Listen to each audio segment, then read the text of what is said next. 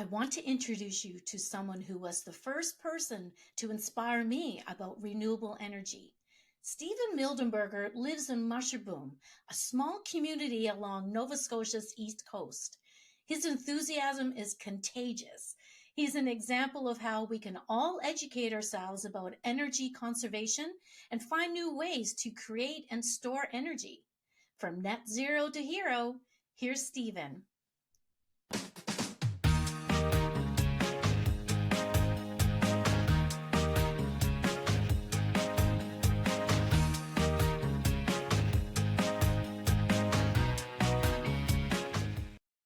Hi, Stephen, and welcome.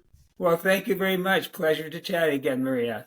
It's great to see you. So I was telling in the intro, you were an early inspiration to me, with your passion and your interest in conservation and energy. And, you were one of the first people in the province to have a Tesla, Yeah, and I you were think I very think our royal. friend Maggie got one ahead of me, but Yeah, I was one of the early adopters. That's you correct. were definitely an early adopter. So going back further than that, how did you get interested in renewable energy? Well, I think I've always had a little bit of interest. The place I'm living in, I had built 16 years ago and was looking at heat pumps and ways to make it more efficient at that time. Mm-hmm. But it was kind of uh, didn't rank very high on my agenda of things I was interested in learning. But I've always been passionate about anything I run into that's new and different.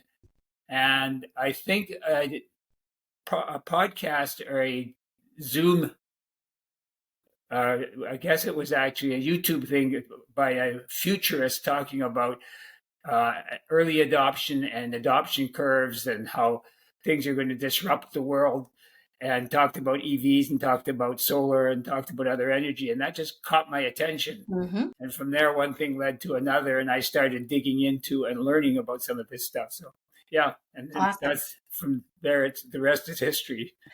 How have you made the transition on a personal scale, to a smaller carbon footprint? Because you live in a small rural community, which Um, demonstrates that anybody, you don't have to live in a big city, to be it. But besides being one of the first Teslas, one of them in Eastern Canada, how else, have you done well, this I one? think the first thing I had to do was learn about what low carbon footprint meant, and that was a Right. challenge in itself. We start learning about things like scope 1 and scope 2 and scope 3 emissions and things that the big companies talk about. So everything's learning, but first thing I realized is that you can't burn anything and keep a low carbon footprint. So my house is heated with electricity, not with oil, not with gas. Um, I have a backup stove that I use if the power's off and I need to keep the house warm in winter. But uh, burning puts carbon into the air, and so that was kind of my focus. Mm-hmm. And that led me to first the home, then the car, then solar, and I've got a large solar array. Then Right. You're gradually, one of the first, you were like the first large, what is it, two-axis tracker? it's two Is that axis tracker. Yeah, it's a 90 solar panel, 35 kilowatt for anybody who understands that sort of stuff. yes? A two axis tracker, and it follows the sun in two axes and tracks from day to night, and gives me about 40% more electricity than fixed panels would give me for the same number of panels. So Excellent. that was not necessary. Well, it was necessary because I wanted to be able to offset all of my electricity, including heating my house, including charging my Tesla. And it would have otherwise meant stripping a lot of trees off my property to make space for ground mount solar panels because my roof didn't have enough space. So that's what led me to the tracker. And then once I had the tracker, I said, okay, what else am I doing? Well, I'm using a gas lawnmower. So now I have a Husqvarna robo mower, or auto mower, they call it, Right. to cut my grass, and those sort of things. And Yeah. the only thing I buy gas for now is my boat, and that's my next project, is to get an electric outboard motor on my boat. So yeah, Excellent. you've got to think, where do you burn something? And wherever you burn something, and it's usually wood or oil or gas, convert it to electricity. That's really what the world is about. in terms of Exactly. getting to net zero. And just to explain to people who may not be aware, what is a two-axis tracker?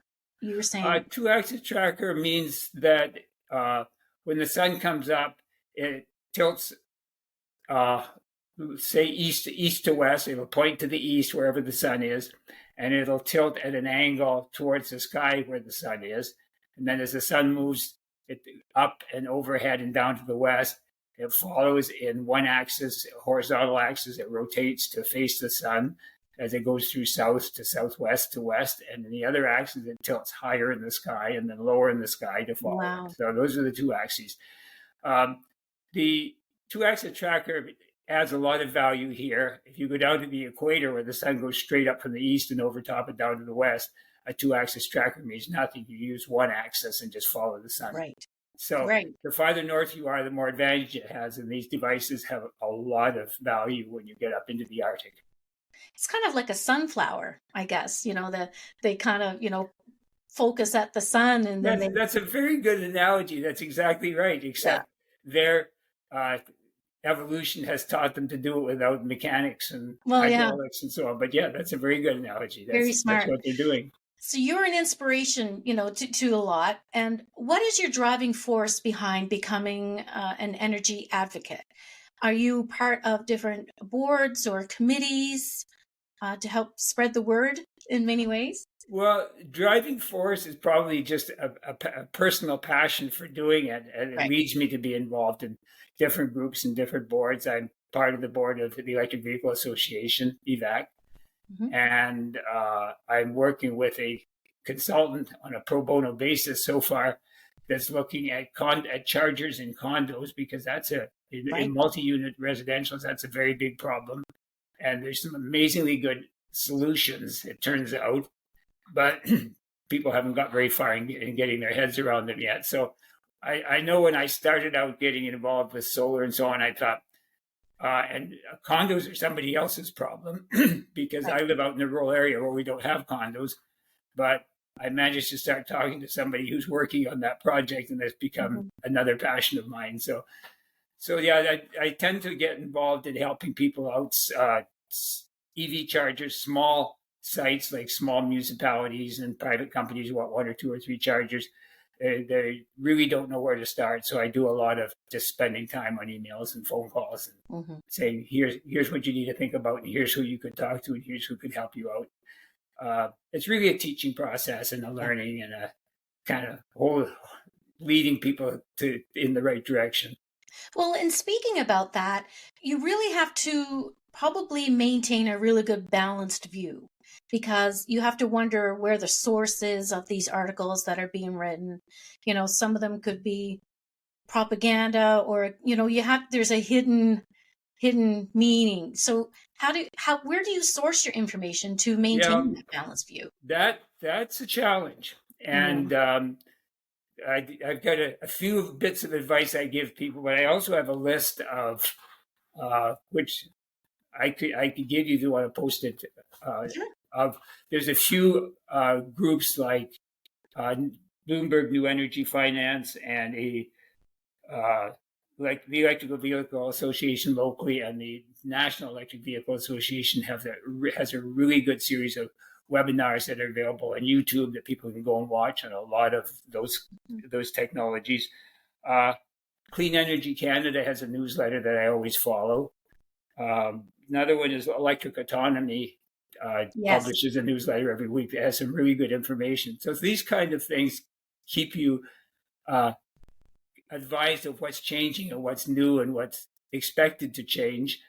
When you start hearing conflicting stories, and I probably don't need to get into great specifics, but hydrogen is one where people have a lot of disagreement on hydrogen, and it's mandatory and it's going to be part of the world, but never in transport. And so there's people who are very wise and knowledgeable on that. People like Michael Liebreich, who created New Energy Finance and then sold it. He's living in England. A fellow named, is it Michael Bernard, a chemist who actually lives in Vancouver, who talks about a lot of this stuff and about pipelines, which are high voltage transmission lines that connect electricity grids around the world, which is a new growing technology. There's a few gurus that you can follow, and they will give you a lot of good ideas. And then I think the final answer is when you hear something that seems to conflict with other things, dig farther, look at where the money's coming from, look at who they're representing, Right. and look at why they're in conflict with everybody else. Yeah. For example, we've gone through, we're pretty well past now on the electric vehicle side, the story of, oh yeah, electric vehicles take so much carbon to make that they're worse than gas vehicles. Right. And that myth has been pretty well dispelled, but you do have to listen and figure out why are they still saying that, what data are they using, and so on. So Mhm. yeah, you have to be pretty discriminate. Yeah, it's a skill for sure. You really have to find the source, I guess. Yeah, And find the source. Absolutely. yeah, definitely. A lot of being an energy advocate, and it's about shifting attitudes. It's mindsets. And it's driving an electric vehicle. You have to have a different attitude toward that because there's no gas station every 5 minutes. Where you go, and Yeah. so you have to drive a little differently. It's shifting attitudes in that way. Well, how do you mitigate opposition and pushback? You don't. you don't. It's a teaching process, and well, for example, it'll be 5 years this month since I got my Tesla. And why did I get a Tesla? Well, it was sort of cool to have, but more because there was nothing else to have. If you wanted to get into electric vehicles, there were very limited choices, and it was the only one that had the range that I needed because Right. I live over 100 kilometers away from the nearest city. Mhm. So I showed this to my neighbor next door who commuted every day into Halifax, and I said, "You could save yourself thousands of dollars a year if you bought this right from day one." And he looked at it and he said, "I'm not ready for that yet." Right. And so, yeah, it's shifting attitudes, but some people's attitudes shift faster than others, and Hmm. uh, you have to accept that.